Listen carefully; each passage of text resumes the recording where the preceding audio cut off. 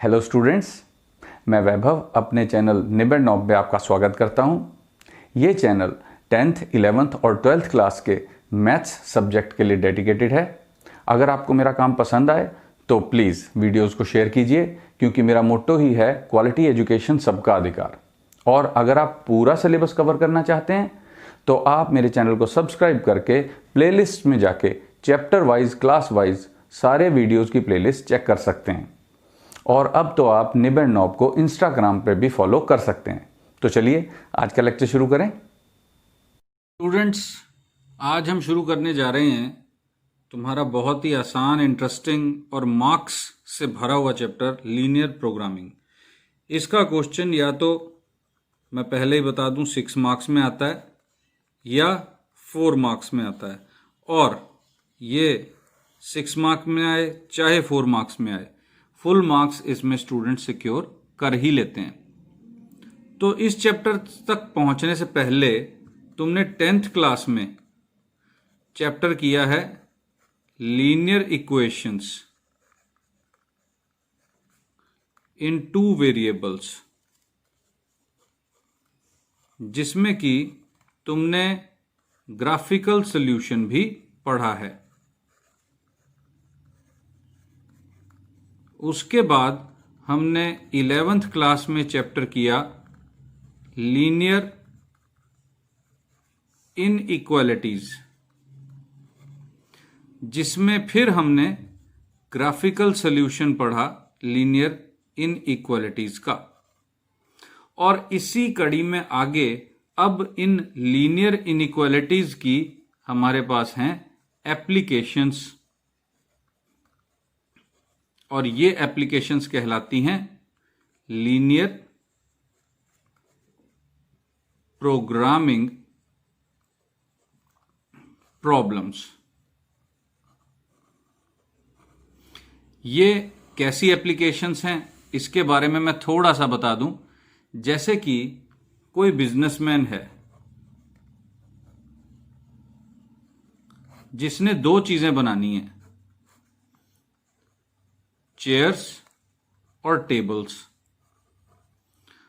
उसके पास overall budget जो पैसे लगाने का है, मान लो वो 5 लाख रुपीस है बिजनेस शुरू करने के लिए, और साथ में ही वो चेयर्स और टेबल्स मिला के मान लो 100 आइटम्स से ज्यादा अपनी शॉप में नहीं रख सकता।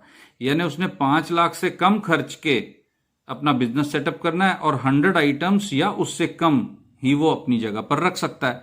और चेयर्स से उसे मान लो 100 रुपीज का प्रॉफिट होता है, और टेबल से उसको मान लो 250 रुपीज का प्रॉफिट होता है। क्योंकि ये तो डायरेक्ट प्रॉब्लम मैं बता रहा हूं तुमको, ऐसा होता ही है। तो हमने ये पता लगाना होगा कि अगर रोज के रोज वो अपना सारा माल बेच सके तो वो कितनी चेयर्स और कितनी टेबल्स रोज बनाए, या अगर हम कहें रोज बनाए या महीने में या वीकली, कि उसका जो प्रॉफिट है वो मैक्सिमम हो जाए। या हम बात करेंगे अगर कॉस्ट की, तो वो मिनिमम हो जाए और प्रॉफिट उसको मिले। तो जब हम ऐसी प्रॉब्लम्स को सॉल्व करते हैं तो वहां पे हमें लीनियर इनइक्वालिटीज जो हमने पढ़ी हैं और उसका ग्राफिकल सॉल्यूशन वो बहुत काम आता है। और अगर हम लीनियर इनइक्वालिटीज के मेथड से ऐसी प्रॉब्लम्स का सॉल्यूशन ढूंढते हैं तो उसको हम कहते हैं लीनियर प्रोग्रामिंग प्रॉब्लम, क्योंकि हम लीनियर इक्वेशंस का सहारा लेते हैं उसको इनइक्वालिटीज में तब्दील करके, और फाइनली हम उसको सॉल्व कर लेते हैं। तो ये मैक्सिमम या मिनिमम हम कुछ भी करते हैं, इसको कहते हैं ऑप्टिमाइजेशन। हम ऑप्टिमाइज कर रहे हैं कॉस्ट को भी और प्रॉफिट को भी। कॉस्ट को कर रहे हैं मिनिमम और प्रॉफिट को कर रहे हैं मैक्सिमम। तो इस तरह की प्रॉब्लम्स को हम सॉल्व करते हैं। और अगर मैं तुम्हें इसकी थोड़ी सी बताऊं कि ये शुरू कब हुआ, ये सबसे नए टाइप का मैथ है स्टूडेंट्स। ये 1941 में एग्जिस्टेंस में आया। अब 1941 में तुम सब जानते हो कि पूरे वर्ल्ड में क्या चल रहा था। वर्ल्ड वॉर 2 चल रही थी, और इसी वॉर के दौरान अपने अपने देश के लिए जो भी साइंटिस्ट और मैथमेटिशियंस काम कर रहे थे, उनमें से एक थे रशियन मैथमेटिशियन, और उनका नाम था एल केंटोरोविच, जिन्होंने पहली बार इस लीनियर प्रोग्रामिंग प्रॉब्लम, जिसको मैं एलपीपी लिखूंगा, लीनियर प्रोग्रामिंग प्रॉब्लम, इसका उन्होंने आविष्कार किया, या इस तरह से कुछ प्रॉब्लम्स को सॉल्व किया इन मेथड से। और उसी वक्त 1941 में ही अमेरिका में भी यही चल रहा था।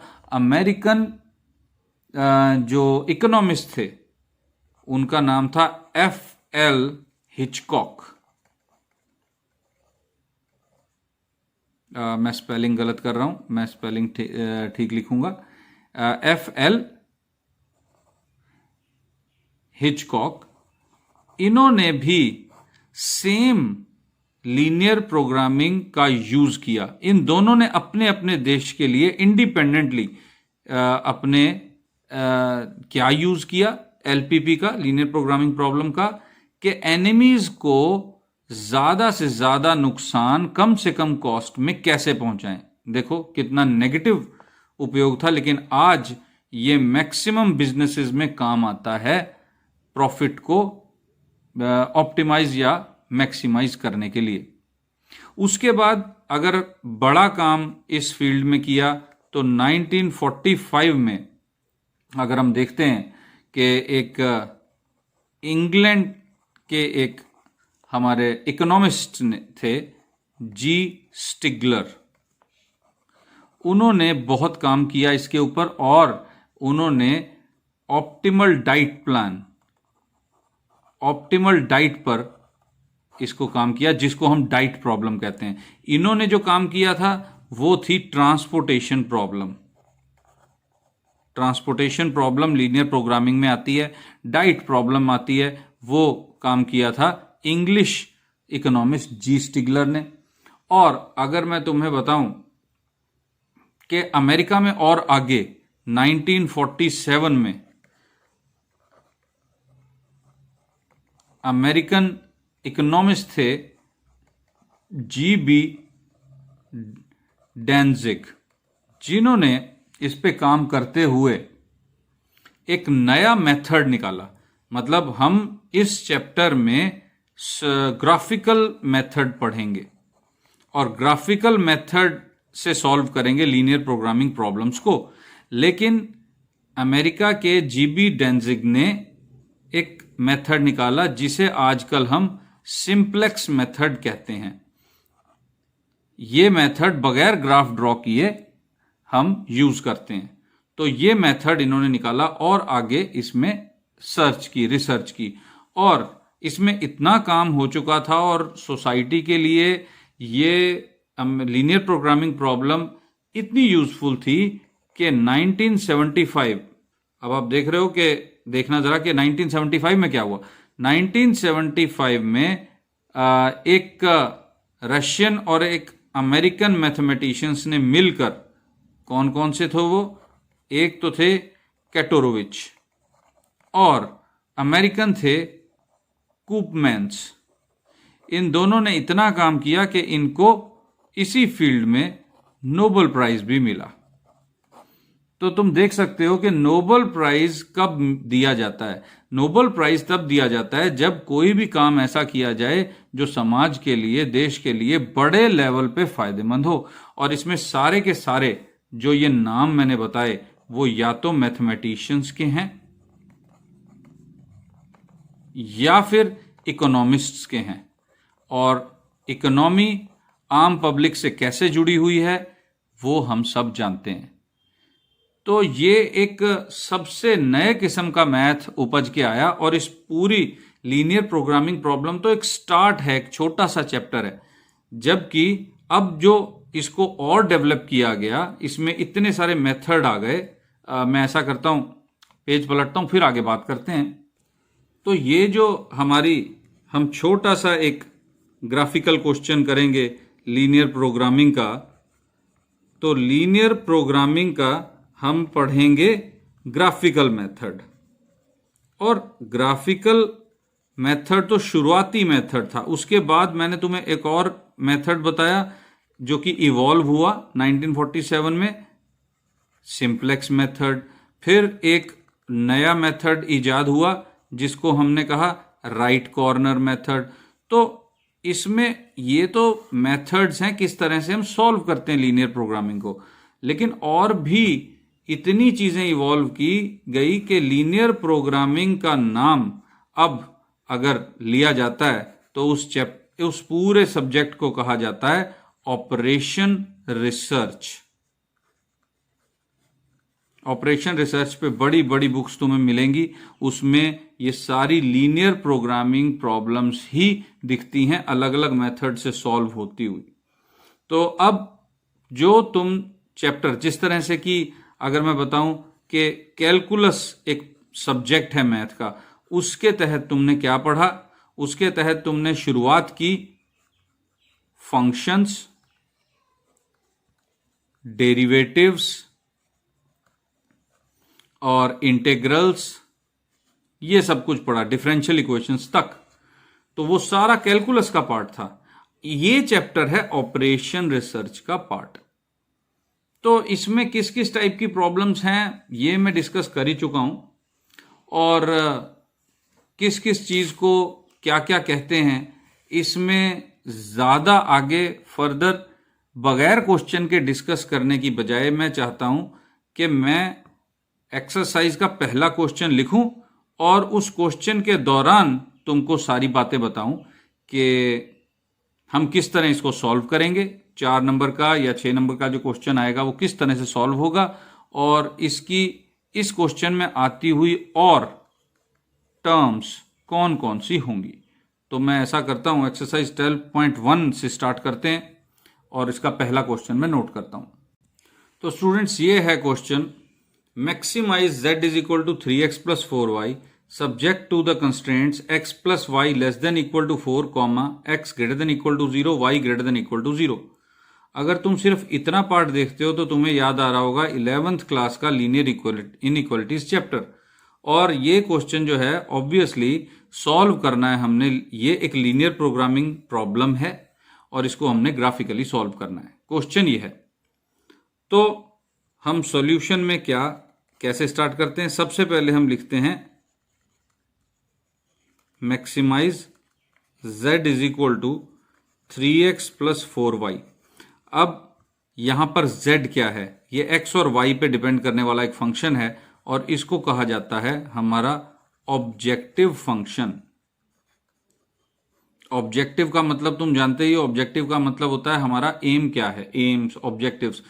तो ये हमारा ऑब्जेक्टिव फंक्शन है, और ये x और y क्या है अगर हम इनकी बात करें तो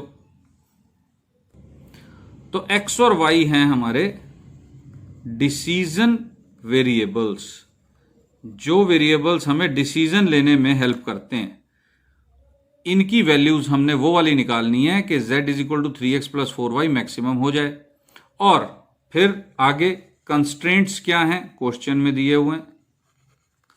कंस्ट्रेंट्स हैं x plus 4y less than equal to 4, constraint 1, x greater than equal to 0, constraint 2, और y greater than equal to 0, constraint 3। Constraints क्या होती हैं?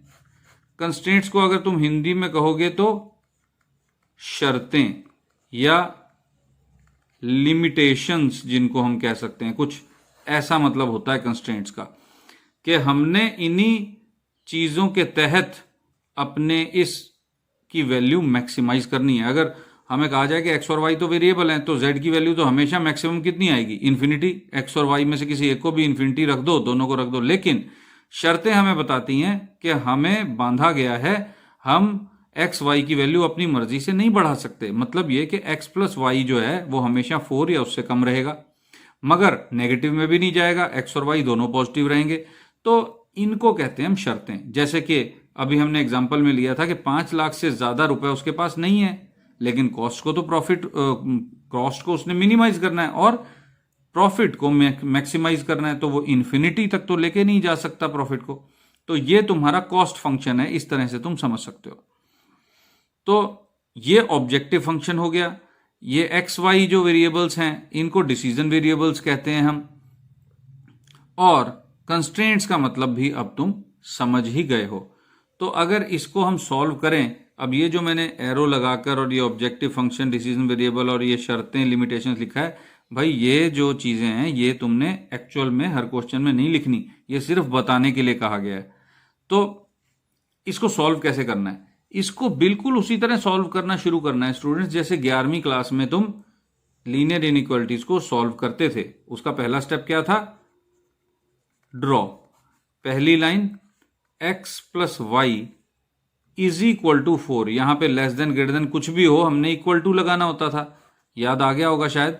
उसके बाद x और y का हम वो बॉक्स बनाते थे जो कि तुम 10th क्लास से बना रहे हो। x y, एक बार x को 0 पुट किया तो y आ गया 4, एक बार y को 0 पुट किया तो x आ गया 4। तो कौन से दो पॉइंट्स आ गए वो हमने लिख देने। Points are 0,4, 4,0। और इन दोनों के बारे में तो लिखने की जरूरत ही नहीं है, लेकिन अगर लिखना चाहें तो लिख भी सकते हैं। सेकंड क्या है? x greater then 0। अब x इज ग्रेटर देन 0 क्या है? हम लिख देते हैं इक्वेशन ऑफ कौन सी लाइन? y एक्सिस, तुम्हें पता होना चाहिए। और थर्ड y इक्वल टू 0। अब तुम जानते ही हो मैं क्या लिखूंगा, इक्वेशन ऑफ x एक्सिस। अब x एक्सिस और y एक्सिस तो हमने ड्रॉ करनी है, इसलिए इसके लिए बॉक्स बनाने की जरूरत ही नहीं है, हम जानते हैं ये कहां पर है। तो ये जब हमने बना लिया, इसके बाद हम ग्राफ ड्रॉ करेंगे। तो ग्राफ ड्रॉ करना शुरू करते हैं। मैं ग्राफ तुम्हारे लिए लेके आया हूं। मैं ग्राफ के ऊपर ही ग्राफ ड्रॉ करूंगा। ये मेरे पास ग्राफ पेपर है। मैं ऐसा करता हूं, पहले ग्राफ बना लेता हूं इसका, एक्स एक्सिस वाई एक्सिस तो ड्रॉ करूं, उसके बाद फिर मैं चलाऊंगा इस वीडियो को आगे। स्टूडेंट्स, इस तरह मैंने ग्राफ ड्रॉ कर लिया। वैसे मैंने बिल्कुल उसी तरह ग्राफ ड्रॉ किया है, एक बार पूरा देख लो। जिस तरह से कि हम अक्सर 10th क्लास से 11th क्लास से ड्रॉ किया करते थे, लेकिन क्योंकि अब तुम जानते हो, मैं यहां पे अलग से तुम्हें लिख के बता देता हूं कि हमारे पास जब भी ये दो कंस्ट्रेंट्स आएंगे जो कि इस क्वेश्चन में हैं, और तकरीबन हर क्वेश्चन में ये दो कंस्ट्रेंट्स तुम्हें मिलेंगे, तो तुम्हारे पास प्रिविलेज है कि तुम अपना ओरिजिन, जैसे तुम देख रहे हो मैंने ओरिजिन को x axis y axis graph के बीच में रखा है, तुम अपना ओरिजिन यहां पे भी रख सकते हो, साइड पे फर्स्ट क्वाड्रेंट बड़ा बना सकते हो। क्योंकि देखो इसका क्या मतलब है कि जो भी शेडिंग होनी है, अब तुम ऑब्वियसली जानते ही हो कि लीनियर इनइक्वालिटीज का ग्राफिकल सोल्यूशन शेडिंग से होता है। तो जो भी शेडिंग होगी वो फर्स्ट क्वाड्रेंट में होगी। एक्स और वाई दोनों पॉजिटिव कहां होते हैं? फर्स्ट क्वाड्रेंट में।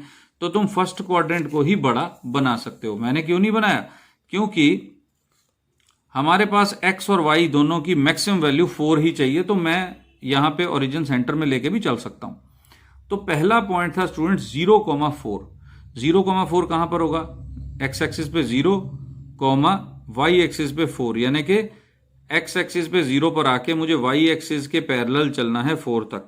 तो ये पॉइंट आ गया। उसके बाद 4,0 अगला पॉइंट था। तो 4,0 यानी कि एक्स एक्सिस पे 4 पे आ गया, लेकिन अब इधर उधर जाने की जरूरत नहीं क्योंकि वाई एक्सिस 0 है। तो ये दो पॉइंट आ गए मेरे पास, और मैं अब इनको ज्वाइन करके एक लाइन ड्रॉ करूंगा।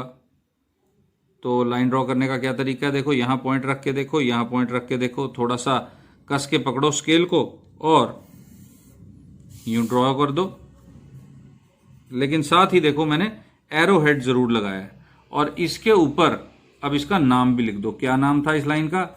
x plus y is equal to 4।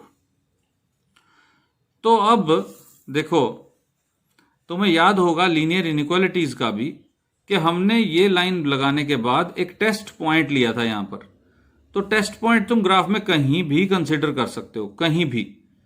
तो मैं ऐसा करता हूं टेस्ट पॉइंट, और बस एक ही बात ध्यान में रखनी है कि जो लाइन ड्रॉ की हुई है कंस्ट्रेंट्स में जो थी, एक तो ये लाइन ड्रॉ कर दी, एक एक्स एक्सिस है, एक वाई एक्सिस है, इन तीनों से पॉइंट दूर होना चाहिए।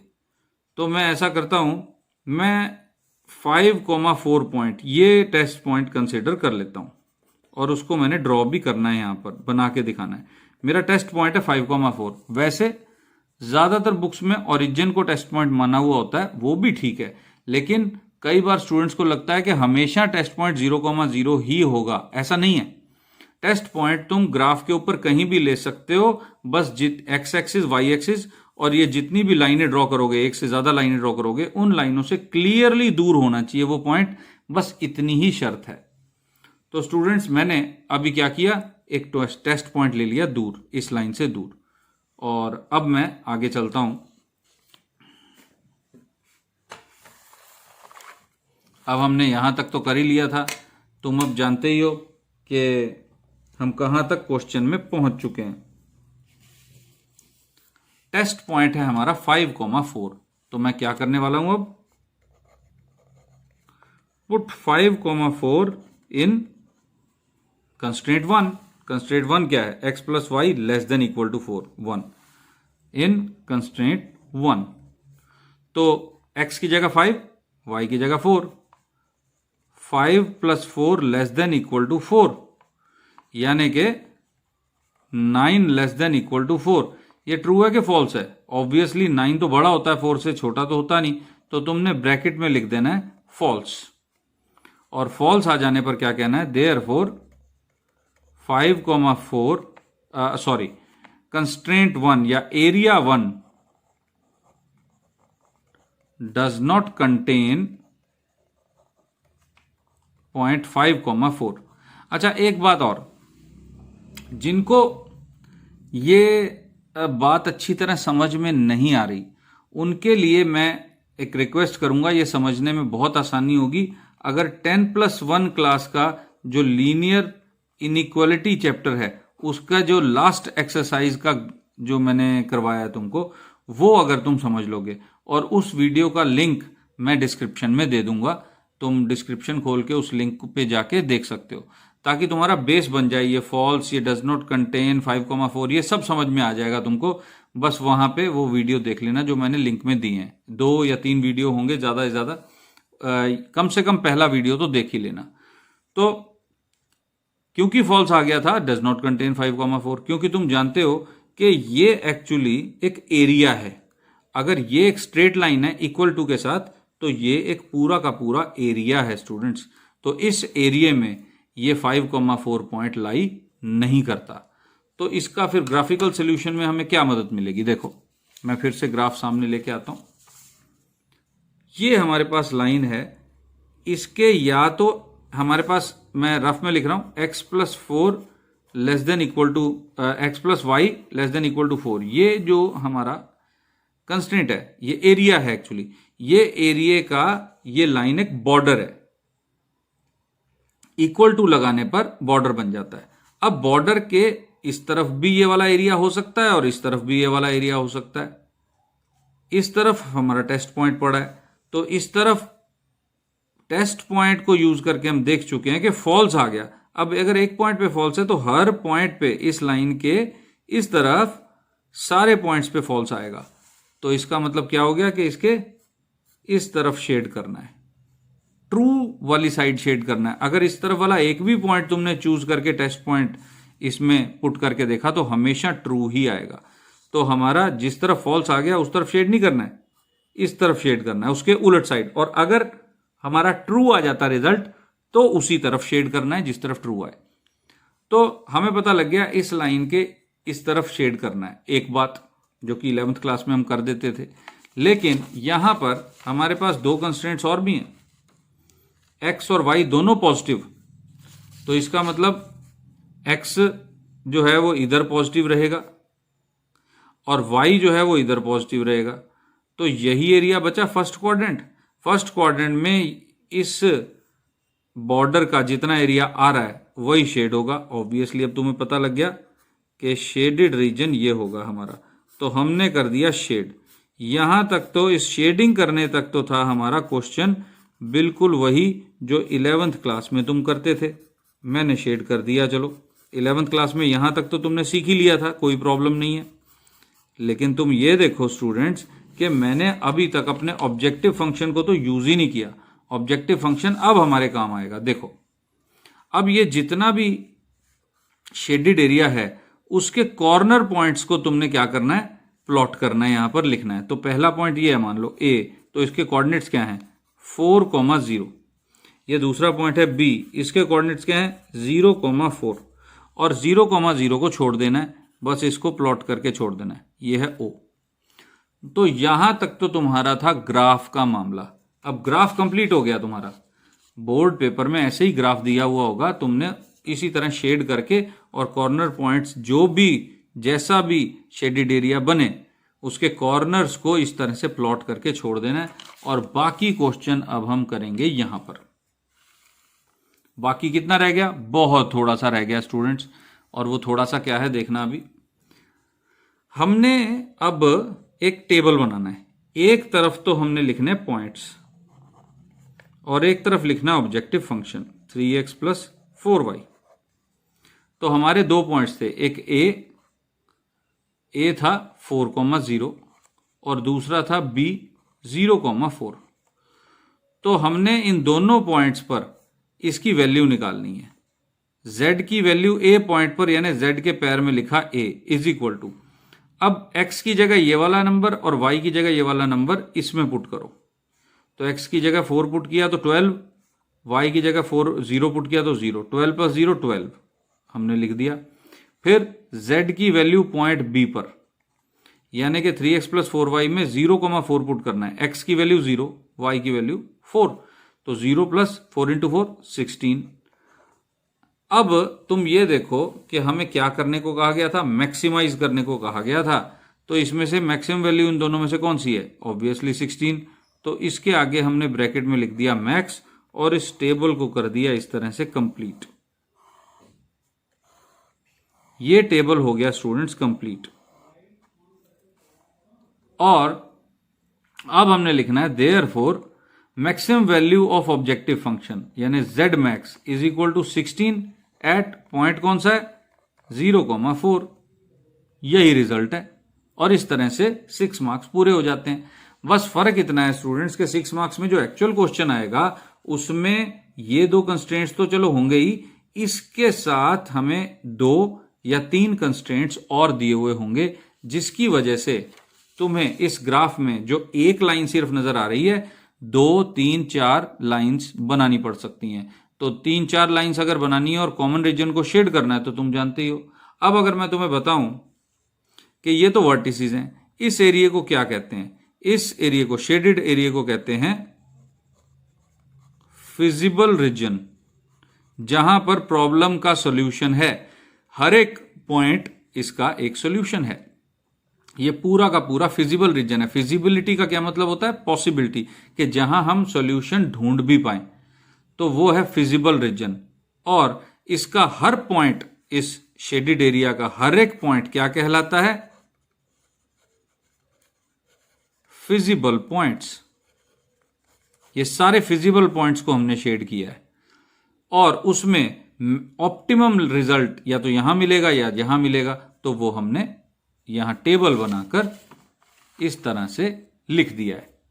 अगर हम बात करें कि इस शेडेड एरिया की बजाय जो अनशेडेड एरिया पूरा का पूरा है वो क्या है, फिर वो है स्टूडेंट्स इनफिजिबल एरिया या रीजन।